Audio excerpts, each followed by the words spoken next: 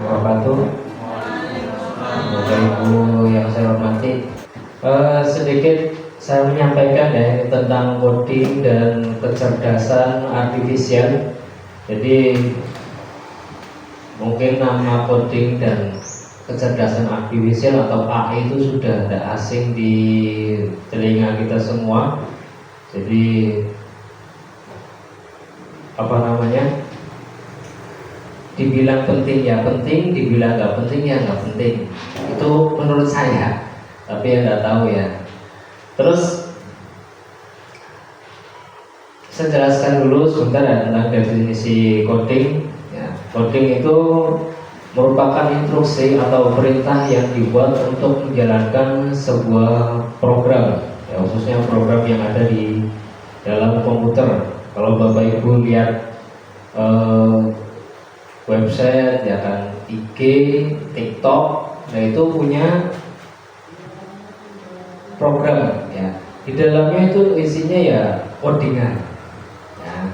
Cuma yang akan saya jelaskan di sini ya bukan coding itu ya. Jadi ternyata setelah pelatihan kemarin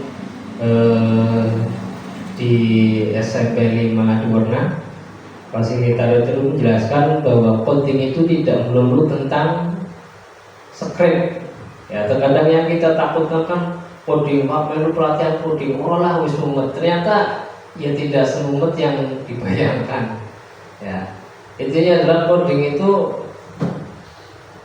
namanya juga kode, ya, coding, kode berarti memberikan perintah atau masukan untuk bisa menjalankan komputer.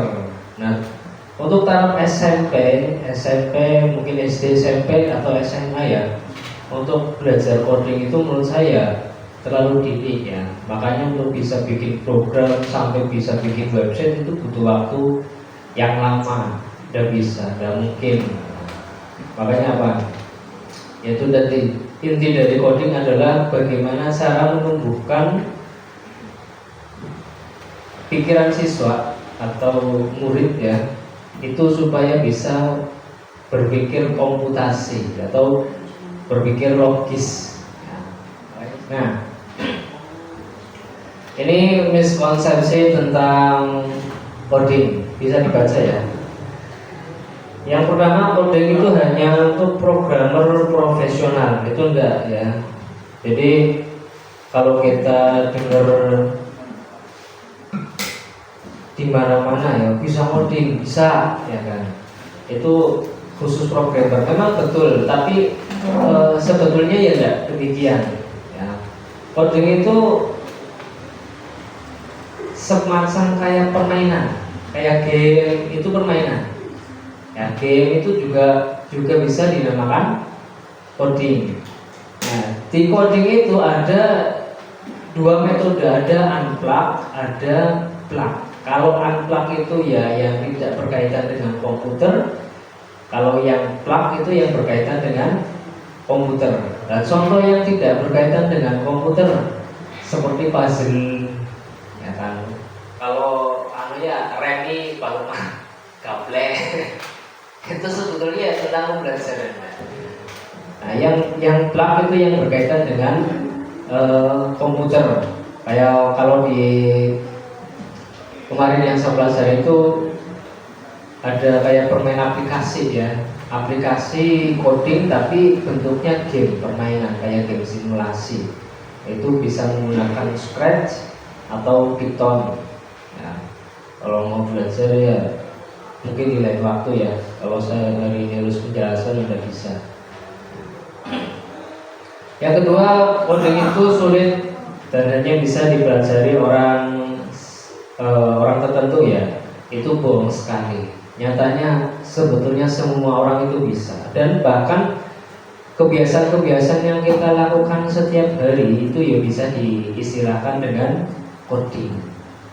Nah, singkat saja Bapak Ibu ya.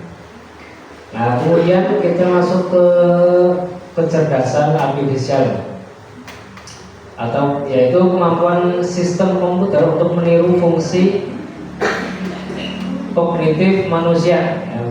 Belajar pengalaman, memecahkan masalah kompleks, membuat keputusan berdasarkan data, mengenali pola tren, ya. Seperti yang kita sering dengar AI itu apa sih isinya? Nah, AI itu ya salah satu program coding yang kemudian diaplikasikan dalam bentuk aplikasi web, yang tujuannya sebetulnya untuk membantu pekerjaan manusia. Nah, cuma yang terjadi saat ini adalah kebanyakan yang disalahgunakan. Nah, ini saya rangkum sendiri ya, tentang mungkin yang menurut saya permasalahan-permasalahan yang ada di era sekarang. Ya, KA, kecerdasan artifisial dapat berpikir seperti manusia. Ya, mungkin kayak yang sering kita bikin, bikin PPT menggunakan AI. Nah, termasuk di khalayak umum ya, mahasiswa dan sebagainya. AI itu akhirnya dijadikan sebagai patokan rujukan utama, ya, rujukan utama bahwa AI itu pasti benarnya, padahal enggak, ya, padahal enggak. Jadi mekanismenya adalah data-data yang ada di AI, yang ada di aplikasi itu semuanya data yang dikumpulkan oleh penggunanya. Jadi misalkan Bapak Ibu hari itu menggunakan ChatGPT, ya suatu saat ketika orang lain ya, bukan orang sini, misalkan orang Jakarta, membuat skrip yang sama seperti yang Bapak Ibu gunakan, itu mungkin keluarnya juga akan sama. Jadi permainannya sebetulnya ya permainan server, ya. Jadi masalah valid atau tidak validnya itu dikembalikan lagi kepada kecerdasan individu. Jadi jangan berpatokan persis dengan AI. Nyatanya itu dari AI itu ya tidak bisa menjabarkan sepenuhnya seperti pengetahuan manusia. Kadang ya hanya sebatas pengetahuan publik toh, rinciannya enggak. Itu seperti itu. Kayak edit foto, bikin makalah atau kreativitas yang lain ya tidak bisa seperti yang kita inginkan. Bedanya adalah AI itu ya tidak punya perasaan.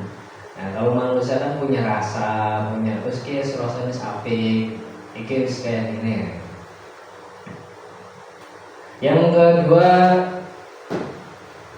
kecerdasan artifisial akan menggantikan semua pekerjaan manusia. AI lebih cenderung mengubah pekerjaan daripada menghilangkannya sepenuhnya. Nah, yang perlu Bapak Ibu ketahui ya, jadi jangan jadikan AI itu sebagai pengganti, tapi hanya membantu, sifatnya bantu. Jadi supaya tidak berpatokan, ya, maning-maning nganggo AI, Ya memang itu praktis ya. Tapi akhirnya lama-lamaan ketika siswa itu dijejeli apa sih ya? Diberi rumus AI, diberikan cara buat ini supaya cepat, akhirnya mereka itu sungkan untuk berpikir, ya. Makanya kemarin termasuk saya debat dengan teman-teman yang di sana. Sebenarnya saya kurang sependapat ketika siswa itu diberikan cara mengoperasikan kecerdasan artifisial di komputer. Ya, boleh tapi jangan berlebihan. Karena apa? Bisa mengakibatkan akhirnya sulit untuk berpikir, sulit untuk berkreativitas. Yang ketiga, KAI memberikan hasil akurat dan objektif. Seperti yang saya sampaikan di awal, bahwa yang disampaikan di aplikasi AI itu ya tidak semuanya akurat, ya. Bisa jadi manipulatif, ya, karena yang diambil ya dari data yang dimasukkan. Yang keempat, kecerdasan artifisial akan menguasai dunia. Jadi canggih itu ya sebetulnya kalau Bapak Ibu tahu, kalau tahu ya, itu ya tidak secanggih yang dibayangkan sebetulnya. Nah, sebenarnya nggak secanggih yang dibayangkan. Terus tidak apa ya jenenge ya,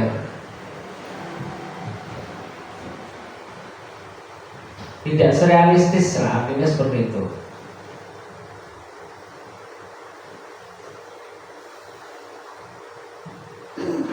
Nah, kelemahan kita ini terakhir ya, tapi saya akan masukkan di sini. Kelemahan kita di sini khususnya adalah di wilayah pedesaan, khususnya di wilayah kita sendiri. Kendala yang mungkin menjadi kesulitan untuk kita mengajarkan coding dan kecerdasan artifisial ya diantaranya adalah SDM, sumber daya manusia. Artinya siswa yang belum chemistry banget terhadap komputer ya. Kalau saya saja ngajar di kelas 7A 7A itu hampir ada yang tidak pernah sama sekali tidak melihat yang namanya komputer. Jangankan ngetik, nyalakan saja mereka tidak bisa. Nah itu bagaimana mau belajar coding? Nah, itu terlalu jauh, menurut saya terlalu jauh. Terus yang kedua itu sumber daya sarana prasarana jelas ya, karena untuk taraf swasta khususnya ya medianya misalnya ya komputer atau laptop itu terbatas ya, sedangkan belajar coding, belajar AI itu ya enaknya ya satu orang satu laptop, satu orang satu laptop. Dan di sini satu laptop untuk 30 orang kan angel ya, makanya mungkin ya belum bisa diterapkan di saat ini. Begitu Bapak Ibu yang dapat saya sampaikan. Itu saja dari saya. Assalamualaikum warahmatullahi wabarakatuh.